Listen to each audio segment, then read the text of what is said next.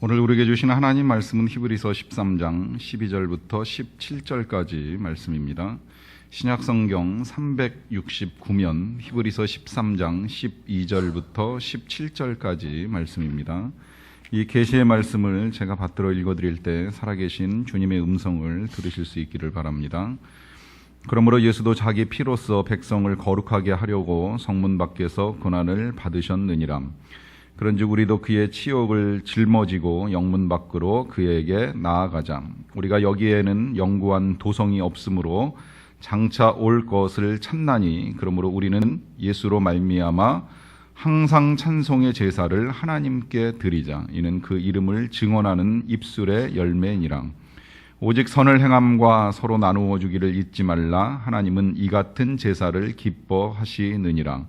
너희를 인도하는 자들에게 순종하고 복종하라. 그들은 너희 영혼을 위하여 경성하기를 자신들이 청산할 자인 것 같이 하느니라. 그들로 하여금 즐거움으로 이것을 하게 하고 근심으로 하게 하지 말라. 그렇지 않으면 너희에게 유익이 없느니라. 아멘. 주일입니다. 이른 아침 사람들이 속속 교회에 도착합니다. 토요일 밤 그들은 알람을 맞춥니다. 제 시간에 못 일어날까 봐 걱정이 돼서가 아니라 만일을 대비해서 맞춰놓은 것이라고 합니다. 사실 그들은 예배 시간에 맞춰서 저절로 일어납니다. 그들은 주일 예배에 빠지지 않기 위해서 며칠 전부터 일정을 꼼꼼하게 조정합니다. 그리고 그들은 일주일 내내 지난 주일에 있었던 일들을 이야기합니다.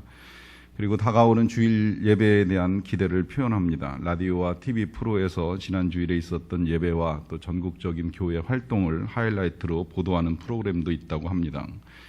주일이 되면 교인들이 예배가 시작되기 몇 시간 전부터 교회로 출발을 합니다. 서둘러 또 늦으면 어떡해, 아버지가 미친 듯이 소리를 지르니까 어머니가 대답하기를 이제 새벽 6시예요. 예배가 시작되려면 아직도 5시간이나 남았어요. 무슨 말이냐, 지난주에도 이 시간쯤 출발했는데 사람들이 너무 많아서 예배당에서 5km나 떨어진 곳에 주차를 하고 겨우 맨 끝자리에 앉았잖아. 정말 예배당 앞자리에 앉아보는 게 소원이야. 그러려면 교회 마당에 텐트를 치고 자야겠지. 새벽 6시에 집을 나섰는데도요, 교회로 향하는 도로가 벌써 혼잡합니다. 그리고 겨우겨우 교회에 도착을 했습니다. 육안으로 보기에도 교회에서 멀리 떨어진 곳까지 온통 주차된 자동차들로 가득합니다. 사람들은 교회 주차장에 옹기종기 모여서 간식을 먹으며 기다립니다. 어떤 사람들은 돗자리도 까다놓고 또 레저용 의자를 꺼내놓고 휴대용 가스버너와 석쇠를 꺼내서 지글지글 고기를 구우며 먹으며 기다리는 사람들도 있습니다. 어떤 사람들은 예배가 시작되기를 기다리는 동안에 다른 곳에서 진행되는 또 하나의 예배를 알기 위해서 위성 안테나와 모니터까지 설치하는 사람도 있다고 합니다. 오늘의 날씨는 무척 쾌적했습니다. 그러나 사실 날씨 따위는 문제가 되지 않는다고 합니다. 추운 겨울에도 사람들의 숫자는 절대 줄어들지 않습니다. 드디어 사람들이 시간이 되자 예배당으로 입장합니다. 너나 할 것 없이 흥분과 열정으로 환호합니다. 예배는 시작이 되었고 사람들은 예배 시간 내내 서서 예배를 드립니다. 엉덩이를 붙이고 앉아서 얌전히 차분하게 있지 못합니다. 물론 항상 그랬듯이 맨 앞줄은 한 무리의 젊은이들이 자리를 차지하고 있고요. 그 젊은이들은 아마도 금요일 밤부터 교회 마당에 텐트를 치고 대기했을 것이 틀림이 없습니다. 그 가운데 몇몇 친구들은 우통을 벗고 앉아 있습니다. 가슴에 글자가 한 글자씩 새겨져 있는데 그 글자들을 연결해 보니까 하나의 문장이 되었다고 합니다. 11조 생활을 잘 하자.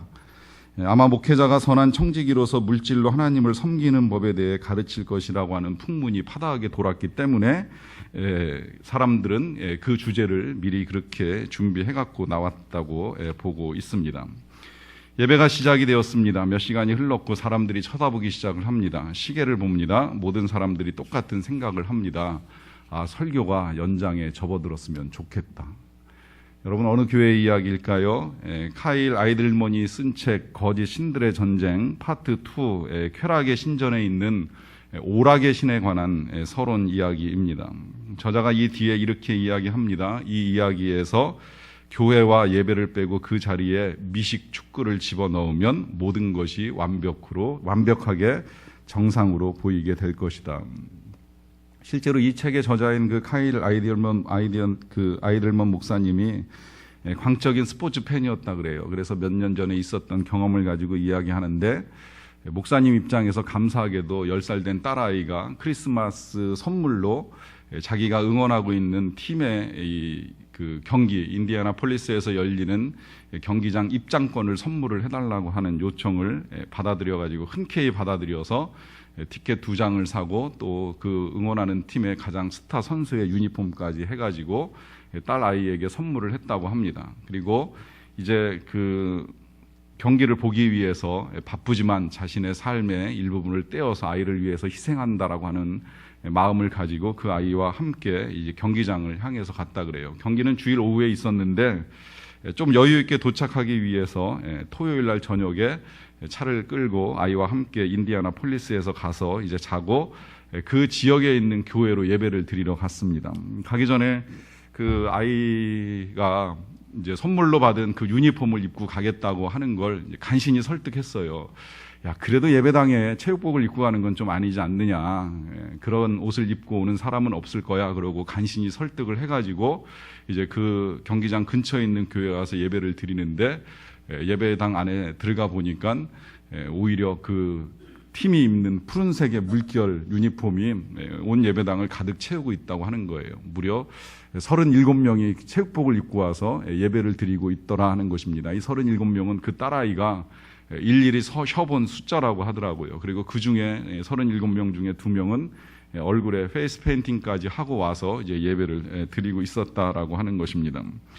몇 시간 후에 이 부녀는 이제 8만 관중들 틈에 앉아 있었습니다. 물론 그때는 이 저자도 얼굴에 그림을 그리고 앉아 있었다고 이야기합니다. 그리고 이 부녀가 둘이서 열심히 목이 터져라고 응원을 하면서 기억에 남는 흥겨운 시간을 보냈다 그래요. 그리고 경기가 다 끝나고 이제 집으로 돌아오는 길에 차 안에서 피곤해 지쳐 잠든 딸 아이의 얼굴을 이렇게 보다가 그런 생각이 들었답니다. 내가 오늘 예배를 2번 드렸구나. 그 사실에 대해서 생각하면서 스스로에게 이런 질문을 했다고 합니다. 그 2번의 예배 가운데 나는 어떤 예배에 더 열심을 보였는가. 지금도 많은 사람들이 이렇게 살고 있을지 모른다는 생각을 합니다. 미국 사람들만 그럴까요? 영국 사람들은 어떨까요? 박지성 선수 때문에 알게 된 그 프리미어 리그라고 하는 축구 경기, 박지성 선수가 뛰었다라고 하는 경기를 가끔 보는 일이 저도 있습니다만은 그 경기를 보다 보면 늘 사람들이 정말 열광적인 예배를 드리고 있다는 것을 보게 됩니다. 뭐 이 정도까지는 아니겠지만 우리나라에서 프로야구에도 역시 열성 있는 예배자들이 적지 않다는 사실을 부인할 수는 없습니다. 거의 매일 예배를 드리러 가는 사람이 있고요. 또 매일 예배를 드리러 갈 수 없으면 어떻게 해서든 인터넷이든 TV든 중계를 통하여서 이 예배를 열심히 드리고 있는 사람들의 수가 적지 않다는 것을 알고 있습니다. 그리고 지금은 우리 다 아는 대로 월드컵이라고 하는 예배에 전 세계인들이 함께 참여해서 예배를 드리고 있고, 우리나라 사람 뭐 지난번 경기만큼은 아니겠지만 이제 수요일 아침 7시에 있을 첫 예배를 기다리는 사람들도 적지 않으리라고 생각을 합니다. 스포츠가 다 나쁜 건 아니라고 생각을 합니다. 저도 개인적으로는 스포츠를 좋아합니다. 전 큰딸하고는 1년에 한두 번 야구장에 가는 일이 있고 작은 딸하고는 농구장에를 가는 일이 있습니다. 저도 스포츠를 좋아하기 때문입니다. 문제는 이 스포츠가 우리 예배의 자리를 대신할 가능성이 크다는 거예요. 미국 펜실베니아 주립대학의 종교학 교수인 프레비 씨가 이렇게 말합니다. 인간의 열정이 종교와 같은 것이기 때문에 이 열정이 종교와는 별개로 존재하는 것이 가능하지 않다. 그리고 이어서 말합니다. 그는 현재 미국 사회에서 급속히 성장하는 가장 새로운 종교는 2등의 자리를 월등히 앞서고 있다. 여기서 새로운 종교가 뭔지 아시죠? 스포츠입니다. 그리고 2등의 종교는 미국을 처음에 만들었던 기독교라고 하는 종교입니다. 이 가장 급속히 성장하는 종교는 신전인 다름 아닌 엄청나게 큰 스포츠 경기장이다. 그리고 그곳은 이미 수많은 현대인들의 거룩한 땅, 주말마다 순례자들이 몰려드는 성지가 되었다고 합니다. 그 종교의 신들은 등에다가 자신의 이름이 새겨진 옷을 입고 있고요. 그 종교의 예배 의식은 목이 터져라고 외쳐대는 팬들의 열렬한 응원가이고, 또 그 종교의 희생제사는 경기 입장권과 기념품을 구입하기 위하여 지불하는 엄청난 액수의 돈이라고 하는 것입니다. 그런데 오늘날 쾌락의 신전을 차지하고 있는 오락의 신들이 이것이 전부가 아니라는 거예요. 사람에 따라서는 스포츠가 신전의 자리를 대신하고 있는 경우도 있지만, 또 사람에 따라서는 영화배우나 TV 탤런트 혹은 유명한 가수가 신으로 대신 자리를 잡고 있는 경우도 적지 않습니다. 우리 학생들은 과거에 비디오 게임이 신이었는데 컴퓨터 게임으로 그것이 넘어와서 최근에는 모바일 게임으로 신전의 자리가 바뀌고 있습니다. 심한 경우에 우리 청소년들 가운데는 일주일에 48시간 이상을 컴퓨터 앞에서 예배를 드리고 있다고 합니다. 화장실에 가는 시간, 아니면 정말 배가 고파서 음식을 먹는 시간, 아니면 목말라 음료수를 사는 시간이 아니라면 거의 모든 시간을 모니터에서 눈을 떼지 않고 있다라고 하는 것이죠. 어른들은 어떨까요? 그 카이 아이들먼 목사님 책을 보다 보면 인도 선교를 다녀온 한 단기 선교한 청년의 이야기를 잠깐 말씀을 하는데, 인도에 가면 사람들의 거실 한복판에 신상이 있다는 이야기를 합니다. 온 가족이 그 신상을 중심으로 둘러앉고 모여서 얘기를 나누고 있다라고 하는 거예요. 신기한 가정의 이야기를 듣고 와서 참 불쌍하다라고 하는 생각을 했는데, 막상 집에 가서 이 카일 아이들먼 목사님이 자기 집의 구조를 보니까 집안에 있는 모든 그 의자가 거실 한복판에 있는 TV를 향하고 있더라 하시는 말씀을 하고 있습니다. 제가 가만히 생각해 보니까 정말 그래요. 제가 처음 목회할 때 신방을 다니보면 그 신방 다닐 때의 신방간 집들의 이 소파의 구조들이 되게 이렇게 대화형 구조였다는 생각이 들어요.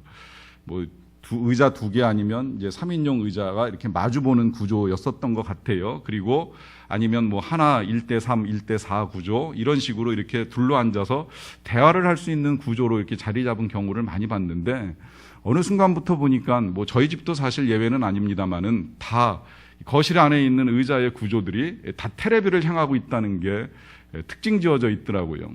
대부분 다 그렇습니다. 그리고 대부분의 사람들이 그 앞에서 많은 시간을 보내고 있습니다. 뭐 우리나라 사람들 미국 평균으로는 4시간 반이라고 이야기를 하는데, 우리나라 사람들 그보다 적을까 하는 의문이 들 정도로 많은 시간을 이 TV를 보는 일에 쏟아붓고 있습니다. 존 파이퍼 목사님이 이런 말씀을 하세요. 우리가 기도의 삶을 살지 못하는 것이 시간 부족 때문이 아니었다는 것을 마지막 심판의 날에 입증하는 것이 트위터와 페이스북의 가장 중요한 용도 가운데 하나가 될 것이다.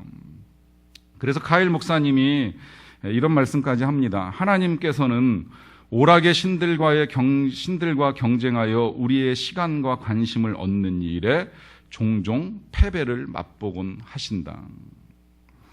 자, 그렇다면 왜 사람들은 이 오락의 신을 섬기고 있을까요? 여러 가지 이유가 있겠습니다만은 가장 일반적으로 우리가 이해할 수 있는 것, 그건 우리의 지루한 또 권태로운 일상 가운데 이와 같은 것들이 우리의 삶에 활력 내지는 기쁨을 줄 것이라고 하는 막연한 기대가 있기 때문입니다. 삶에 있어서 우리가 활력을 찾는 것, 기쁨을 얻는 건 절대 잘못된 것이 아닙니다. 하나님은 우리가 슬픔 가운데 매여 있는 걸 원치 아니하십니다. 우리가 즐겁게 살기를 원하십니다. 성경은 많은 경우에 기뻐할 것을 말씀하십니다. 이 기쁨은 하나님의 형상입니다. 세상을 만드신 하나님께서 만들어 나가실 때 보시면서 탄식하신 것이 아니라 보시면서 기뻐하셨습니다. 심히 좋았더라 말씀하시면서 그 기쁨의 감정들을 우리에게도 주셨기 때문에 우리는 기쁨을 추구하도록 만들어진 존재임에 틀림이 없습니다. 그래서 어떻게 하면 더 즐겁게 살 수 있을 것인가, 그 나름대로의 방법들을 찾기 위해서 그것이 스포츠이든 TV이든 오락이든 뭐 개그이든 어떤 방법을 통하여서도 우리는 근본적으로 즐거움을 찾아갈 수 있도록 만들어져 있습니다. 그런데 이제 문제는 뭐냐면 이것을 얻기 위해서 오락의 신들을 찾게 되면 그게 문제라는 거예요. 왜냐하면 이와 같은 것들은 한순간 우리에게 기쁨을 줄 것처럼 보이지만 실상 참된 기쁨을 줄 수 없는 거짓 신들이기 때문입니다. 그래서 이 신들과의 전쟁을 주장하게 되는 것이지요. 여러분, 우리가 참 신이신 하나님을 섬기면 참된 것을 얻을 수 있습니다. 그런데 반대로 거짓된 것을 섬기게 되면 거짓된 것을 얻을 수밖에 없어요. 이 책 속에 거짓 신들과의 전쟁 속에 몇 가지 이제 신의 양상들이 나오게 되는데 그 가운데 음식의 신이 있습니다. 알게 모르게 음식의 신이 되어서 그것을 섬기는 사람들이 특히 미국 사회는 굉장히 많아지고 있는데, 이걸 섬기면 섬길수록 만족함을 얻는 것이 아니라 지칠 줄 모르는 배고픔이 늘어난다는 거예요. 섹스의 신을 섬기게 되면 추한 부끄러움을 얻게 되고요. 오락의 신을 섬기게 되면 지루함이 해소될 것 같지만 시간이 지나면 오히려 우리의 삶의 권태가 늘어난다라고 하는 것입니다. 여러분, 실제로 그런 경험 여러분들도 있으시리라고 생각을 하는데, 저희 집에 지금 TV는 채널이 5개 정도밖에 안 나오는 것 같아요. 과거에 우리도 이제 케이블 TV를 통해서 여러 개의 채널을 가지고 TV를 봤던 적이 있습니다. 가끔 한 번씩 제 아내가 그런 모습을 보여요. 채널을 막 돌립니다. 재밌는 걸 찾기 위해서 돌리는 거라고 생각을 합니다. 그러다가 끝에 가서 꼭 하는 말이 있습니다. 볼 게 없어. 여러분, 그런 생각 해보신 적 없으세요? 지금 수백 개의 채널이 있습니다. 그 채널을 막 뒤지다가 볼 게 없어 하면서 리모컨을 집어던진 적이 혹시 없으십니까? 저도 가끔 지금도 그럴 때가 있어요. 저희 집에 채널이 많지 않다 보니까 처갓집 가면, 처갓집은 이제 수많은 채널을 가진 TV를 보고 있는데, 저도 간혹 그럴 때가 있습니다. 뭐 좀 볼 게 있을까 해가지고 채널을 돌려요. 돌리다 보면 끝에 가서 저도 똑같은 말을 할 때가 있습니다. 볼 게 없어. 여러분, 이 말이 그냥 우리가 하는 말이 아니라 성경에도 똑같은 말을 한 사람이 있다는 거 알고 계세요? 솔로몬이 바로 이런 말을 했습니다. 솔로몬이 전도서에서 이런 말을 하지요. 헛되고 헛되며 헛되고 헛되니 모든 것이 헛되도다. 이게 TV 채널 보면 똑같이 적용되는 거예요. 채널이 많기는 많은데 이 채널도 헛되고 저 채널도 헛되고 모든 채널들이 다 헛되도다. 볼 것이 없도다. 방법은 좀 달랐어요. 우리는 TV를 통하여서 우리에게 재미를 줄 만한 것들을 쭉 찾아왔었는데, 솔로몬은 당시엔 TV가 없었으니까 다른 방법들을 통해서 자신의 삶에 재미를 줄 만한 것들을 다 찾아봤습니다. 특히 그는 그렇게 할 수 있는 부와 권력을 가지고 있었기 때문에 안 해본 게 없습니다. 왕궁에서 매일같이 파티를 해봤습니다. 좀 더 재밌는 쇼가 없을까? 이 나라 저 나라에서 쇼를 잘하는 팀들을 다 불러다가 자기 앞에서 볼 수 있도록 하는 일도 해보았습니다. 너무 단편적이고 재미없다 싶은 생각이 드니까 좀 큰 일을 벌려보면 어떨까 싶어가지고 건축공사 계획을 세우고 나서 이제 성전도 지어보고 왕궁도 지어보는 일을 합니다. 여러분, 이 모든 일들의 항상 단어 끝에는 본다라고 하는 단어가 있다는 것도 우리가 좀 유념해 봐야 되는데, 그는 파티도 해보고 빅쇼도 보고 건축도 해보고 여러 가지를 다 해보고 난 다음에 하는 말입니다. 헛되고 헛되다. 모든 것이 헛되다. 왜 그럴까요? 오락이 문제일까요? 아닙니다. 그가 취하였던 오락의 문제가 아니라 인생의 활력과 의미를 잘못 찾은 거예요. 그러니까 이 헛된 인생을 다 해보고 나서 경험한 끝에 그가 맨 마지막 전도서 끝에서 당부하는 것이 있죠. 이래 결국을 다 들었으니 하나님을 경외하고 그의 명령을 지킬지어다.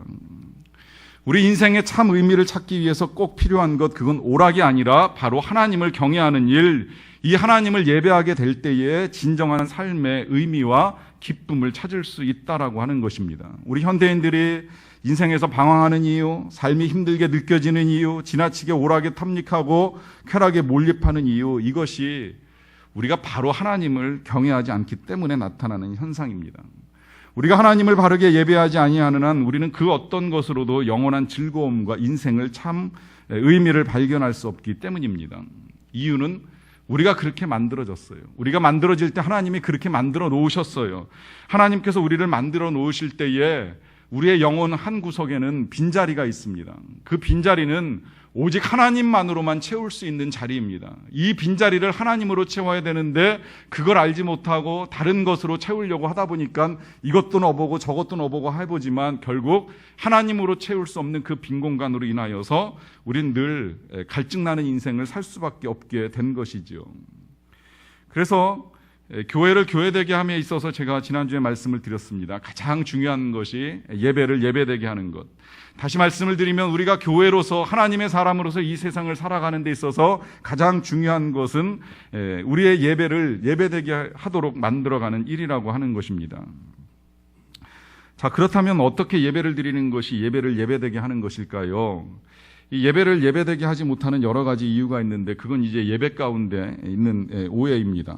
아직도 이 예배를 이제 보는 것으로 생각하시는 분들이 계속 계시는데 여러분 다시 말씀드리지만 예배는 절대 보는 것이 아닙니다. 만약에 아직 하나님 알지 못하고 오늘 이 자리에 교회 처음 나와서 교회가 뭔지, 교회 다니는 사람들이 뭐 하는지를 잘 몰라서 그냥 와서 앉아 계신 분들이 계시다면 그분들은 예배를 보는 게 맞습니다. 예배가 어떤 것인지 구경하세요. 그렇지만 정말 하나님을 믿고 살아계신 하나님을 인정하는 사람들이라면 절대 예배는 보는 것이 될 수가 없습니다. 예배는 우리가 보는 것이 아니라 예배는 하나님께 보여드리는 것입니다. 달리 표현하자라고 한다면 예배는 하나님께 드리는 행위입니다. 살아계신 하나님 앞에 나와서 내가 하나님을 찬송하는 것을 드리는 것, 기도를 드리는 것, 나의 삶을 드리는 이와 같은 일들이 예배를 하는 것이라고 할 수 있습니다. 김용희 선교사님이 다시 복음으로라고 하는 책에서 이런 말씀을 하셨어요.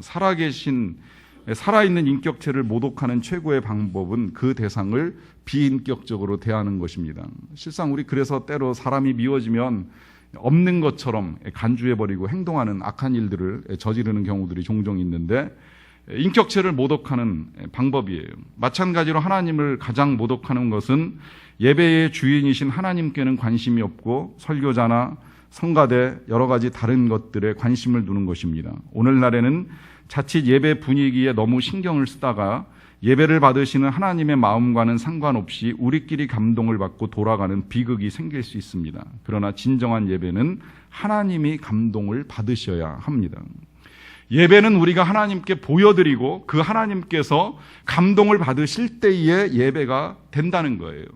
내가 와서 무엇을 얻을까, 무슨 감동을 받을까가 먼저 중요한 것이 아니라 나로 인하여 하나님이 감동받으실 것이 있어야 된다라고 하는 것이지요. 자, 그렇다면 어떻게 해야 하나님께서 감동이 받으시는 예배가 될 수 있는가? 먼저 오늘 본문 말씀 15절을 보시게 되면 이렇게 말씀합니다. 그러므로 우리는 예수로 말미암아 항상 찬송의 제사를 하나님께 드리자. 이는 그 이름을 증언하는 입술의 열매니라. 여기 보시게 되면 항상 찬송의 제사를 하나님께 드리는 것이 예배라는 거예요. 예배는 과거에는 제사로 드려졌습니다. 제사라고 하는 건 제물을 가지고 와서 신에게 바치는 행위입니다. 과거에 하나님을 섬기는 사람들은 뭐 어린 양이나 뭐 송아지, 뭐 비둘기 같은 거 가지고 와서 하나님 앞에서 그것을 죽이고 태워서 드리는 것으로 제사를 드렸어요. 이게 예배였어요. 그렇게 하면 하나님께서 이제 그 행위를 보시고 감동을 받으시는 거예요. 뭐 자기 목숨을 바칠 수는 없지만 대신 제물 바치는 행위를 보면서 아, 이 사람이 회개하고 있구나. 아, 이 사람이 나에게 헌신하고 있구나 하는 것들을 하나님이 받으시면서 그 하나님께서 그 제사를 연락하시는 일들이 있었습니다. 그런데 이제 그게 필요가 없어졌어요. 왜냐하면 여기 성경대로 예수로 말미암아서 그렇게 할 필요가 없어요. 예수님이 이제 우리의 죄를 다 용서하셨기 때문에 우리가 똑같이 과거처럼 제물을 갖다 바칠 필요는 없습니다. 다만 예수로 말미암아 찬송의 제사는 드려야 돼요. 하나님께 찬송하는 일을 해야 된다는 거예요. 그런데 성경이 오늘 뭐라고 당부를 하느냐면 예수로 말미암아 항상 찬송의 제사를 하나님께 드리자. 항상 찬송의 제사를 드릴 수 있어야 된다는 것입니다. 이게 무슨 말인가? 여러분, 우리가 예배를 시작하게 되면 제가 예배로 부름이라고 하는 그 타이틀을 가지고 성경 말씀 한 구절을 읽습니다. 그리고 난 다음에 항상 끝에 꼭 하는 표현이 하나 있죠. 그것은 하나님은 영이시니 영과 진리로 예배할지니라 하는 말씀입니다. 하나님은 영이시니 영과 진리로 예배할지니라. 이 말씀 어디서 나왔는지 아시죠? 예수님이 사마리아 성에 들어갔다가 물을 달라고 한 여인을 만나서 대화하는 중에 나온 말씀입니다. 얘기를 주고받다가 보니까 이 여자가 가만히 보니까 예수님이 좀 특별해요. 그래서 선지자 같다는 생각이 들어가지고 질문을 한 거예요. 그동안에 굉장히 궁금해하던 질문입니다. 왜 궁금했냐면 남유다 사람들은 다 예루살렘에서 예배를 드립니다. 근데 이 북이스라엘에 있는 사람들은 다 사마리아에서 예배를 드립니다. 이렇게 된 이유가 있어요. 나라가 둘로 쪼개지면서 원래 예배는 예루살렘에서만 드렸었는데, 그랬는데 북이스라엘 그 나라를 잘라낸 사람들이 남쪽 가서 사람들이 예배하다가 변절하게 될까봐 남쪽 예루살렘까지 가지 못하게 하기 위해서 사마리아에다가 성전을 만들어 놓고 남유다 갈 거 없다. 여기서 예배드리면 된다. 여기서 예배드려도 다 하나님이 받으시니까 굳이 거기까지 갈 필요 없다. 이제 이런 식으로 사람들을 가르쳐 왔어요. 그래서 사람들이 사마리아에서 예배를 드리는데 이 여인도 그렇고 사람들의 마음속에 조금 이제 의아함이 남아 있는 거예요. 그래도 예루살렘에서 예배해야 되는 거 아닌가? 이제 이 궁금함을 지금 예수님 만나서 이제 드리게 된 겁니다. 우리 조상들은 사마리아에서 예배를 드려도 된다고 이야기를 했는데 당신네들은 예루살렘에서 예배를 드리는데 어디서 예배를 드리는 것이 맞습니까? 이렇게 질문을 드린 거예요. 근데 질문 드렸는데 예수님이 대답하시기를 뭐라고 말씀하셨냐면 이 산에서도 말고 저 산에서도 말고 아버지께 예배할 때가 오나니 곧 예배하는 자들은 영과 진리로 예배할지니라. 이렇게 대답을 해주신 거예요. 이 말씀에 일단 예수님이 강조점이 몇 가지가 있습니다. 장소 중요하지 않다는 거예요. 사마리아에서 예배를 드리던 혹은 예루살렘에서 예배를 드리던 그거 중요하지 않다는 겁니다. 또 예배의 형식도 중요하지 않다는 거예요. 딱 두 가지만 말씀하셨어요. 영과 진리로 예배할지니라. 예배에 찬송가를 쓰느냐 복음성가를 쓰느냐, 예배에 개역개적 성경을 보느냐 뭐 우리말 성경 현대어 성경을 보느냐, 이게 중요한 것이 아니라 예배를 어떤 형식을 가지고 드려야 되느냐가 중요한 것이 아니라 예배 가운데 영과 진리가 있어야 된다는 것이지요. 사실 그래서 우리 교회 예배는 형식이 다양합니다. 주일만 하더라도 1, 2부와 3부 예배 형식이 좀 다르고요. 또 새벽 예배 형식도 다르고 수요 예배, 금요 예배 형식이 조금씩 다 달라요. 형식이 다른 건 중요하지 않다는 걸 강조하기 위하여 때에 따라 다른 형식들의 예배를 드리고 있습니다. 감사하게도 이 형식에 대해서 문제를 제기하신 분은 한 분도 없었어요. 그러나 형식이 어떠하든지 중요한 거 한 가지, 그것은 어떤 예배라도 영과 진리로 예배를 드려야 된다는 거예요.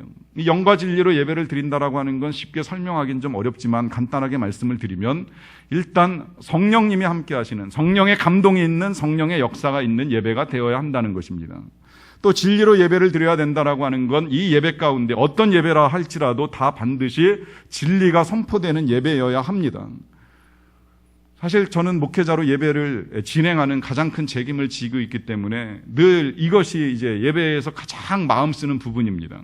어떻게 하면 내가 예배 자리에 나온 주의 백성들에게 참된 진리를 선포할 것인가, 거짓된 것이 아닌, 또 세상 것이 아닌 가장 성경적이고 하나님의 뜻에 가장 부합한 진리를 가장 알아듣게 선포하기 위하여서 일주일 내내, 아니 어떤 때는 정말 미리미리 설교의 주제와 말씀 제목들을 준비하고 본문들을 묵상해 가면서 올바른 진리를 선포하기 위해서 준비하고 정리하는 일들을 하고, 또 이 자리에서 그와 같은 선포를 위해서 나름 그냥 모든 에너지를 쏟으려고 애쓰고 있습니다.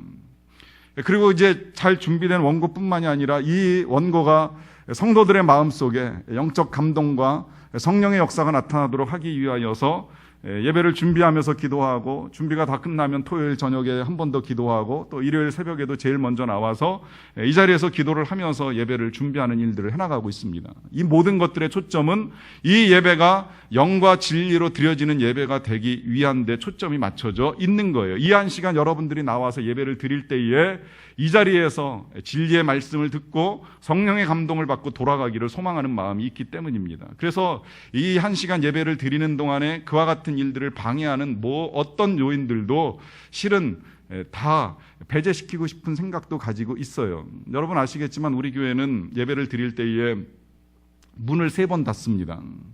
처음에 시작하고 나서 예배 기원이 끝날 때까지 출입을 금합니다. 그리고 이 참회의 기도와 신앙 고백이 할 때까지도 출입을 금합니다. 그리고 이제 대표 기도자가 기도를 할 때에도 출입을 금하는 일이 있습니다. 왜 그런지 아세요? 다른 사람들이 조용히 하나님을 만나는 시간이 방해되지 않도록 하는 것입니다. 언젠가 예배에 필요한 그 악보가 제 이 강대상에 준비가 되어 있지 아니해 가지고 제가 이제 사인을 보내서 올려달라고 하는 부탁을 드렸는데, 이걸 올려주시는 분이 올려다 주실 때 보니까 그 신발을 벗고 맨발로 올라오시는 걸 제가 이렇게 보게 됐어요. 왜 그럴까요? 발걸음 소리가 다른 사람들 기도하는데 방해가 될까봐 조심하는 겁니다.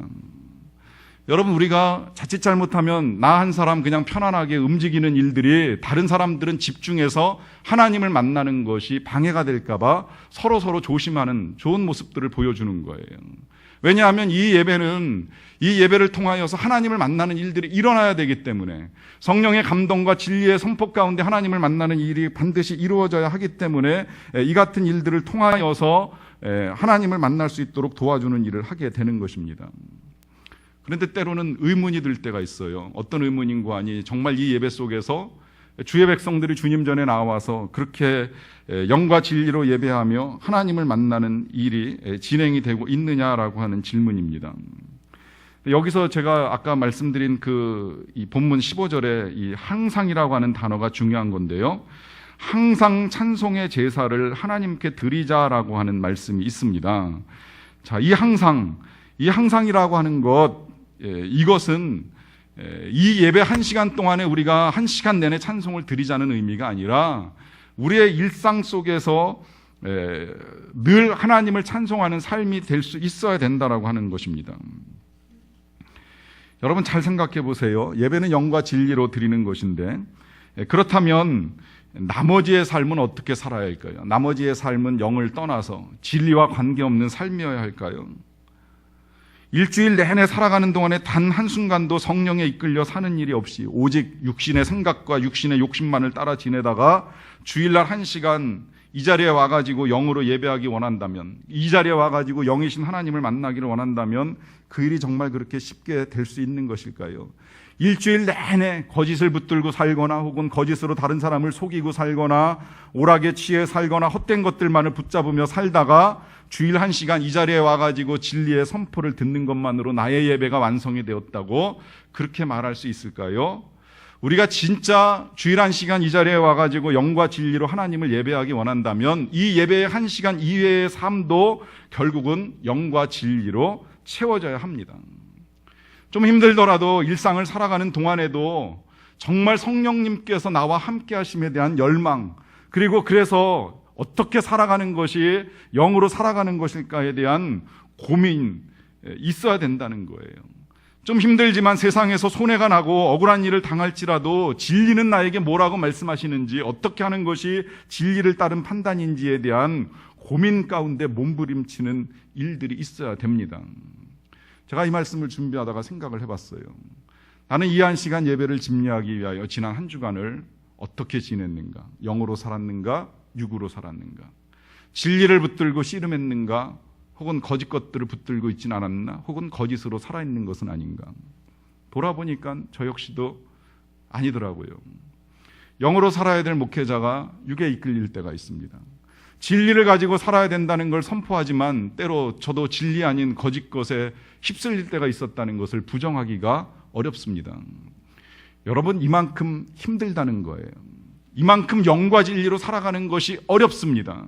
그럼 어떻게 해야 돼요? 그러면 그 실패한 영혼을 가지고 다시 주님 앞에 나와서 다시 영이신 주님을 만나고 진리의 말씀을 들으면서 변화를 꿈꾸는 거예요. 이것이 예배입니다. 이것이 영과 진리로 하나님을 예배하는 겁니다. 그럴 때 우리의 영혼이 다시 살아나는 것이고, 그 살아난 영혼을 가지고 세상에 나가서 다시 영과 진리로 살아가기 위하여 몸부림치는 삶을 살게 되는 것입니다. 이것이 바로 우리의 예배를 예배되게 하는 것입니다. 그래서 오늘 본문의 16절이 또 하나의 예배를 우리에게 이렇게 가르쳐 줍니다. 오직 선을 행함과 서로 나누어 주기를 잊지 말라. 하나님은 이 같은 제사를 기뻐하시느니라. 15절의 그 찬송의 제사를 드리는 것과 더불어서 하나님이 기뻐하시는 또 하나의 제사가 이 말씀 속에 있죠. 그것은 선을 행하는 것이고 서로 나누어 주는 것이라고 말씀을 합니다. 다시 말씀을 드리면 진정한 예배는 교회에서만 드려지는 것이 아니라 우리의 삶의 자리에서 선을 행하는 것, 섬기고 나누어 주는 것, 베푸는 것으로 완성이 된다는 거예요. 그렇게 살아가기 위하여 애쓰다가 다시 주일이 되어 교회에 왔을 때에 우리는 영이신 하나님을 만날 수 있고 그 하나님을 만나는 감격과 기쁨 속에 또다시 한 주간을 시작할 수 있는 겁니다. 그래서 우리 교회의 핵심가치 첫 번째가 서비스이고, 이 서비스는 그저 봉사에만 머물러 있는 것도 아니고 예배에만 머물러 있는 것도 아닙니다. 예배와 섬김이 어우러지면서 이 자리에서 하나님을 예배하고 일상 속에서도 삶을 통하여 하나님을 예배하는 일들의 반복을 이루어가는 것입니다. 이와 같은 일들이 바로 우리의 예배를 예배되게 하는 것입니다. 이 같은 예배를 드릴 때에 우리의 왕이신 하나님께서 경배를 받으시고 영광 받아 주실 줄로 믿습니다. 같이 기도하시겠습니다. 사랑하는 성도 여러분, 다시 제가 여러분들께 감히 질문을 드립니다. 여러분, 지난 한 주간 동안에 무엇을 예배하셨습니까? 누구를 예배하셨습니까? 영으로 사셨습니까? 진리를 붙들고 사셨습니까? 영으로 살다가 넘어지셨습니까? 진리를 붙들고 살다가 실패하셨습니까? 혹 영이 아닌 육에 이끌려 사셨는가요? 아니면 진리 아닌 거짓 것에 미혹되며 사셨던 것은 아니신지요? 혹 우리의 삶이 그렇다면 이 시간 주님 앞에 회개하는 시간을 가지시고요, 더 나아가서 이제 이후에 우리의 삶이 삶 전체가 예배가 되고, 삶 전체가 주의 영에 이끌리고, 삶 전체가 진리를 붙들고 진리 가운데 거하고 힘들지라도 진리를 수호하기 위해서 살아가는 삶이 되기를 도와달라고 또 고백하는 시간을 좀 가졌으면 좋겠습니다. 각자의 목소리로 나의 예배, 나의 삶 전체가 영과 진리로 드려지는 삶이 되기를 원합니다. 이 같은 고백을 하는 시간을 잠시 갖도록 하겠습니다.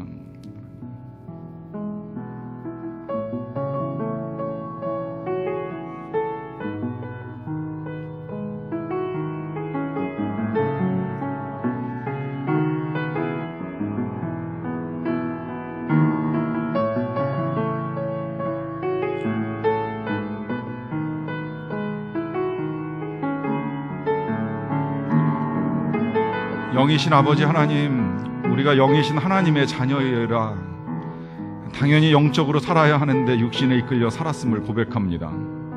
진리 되신 예수 그리스도를 붙들고 진리 가운데 거하여야 하지만 거짓 것을 쫓고 거짓 것을 붙들고 또 거짓 가운데 살았음을 고백합니다.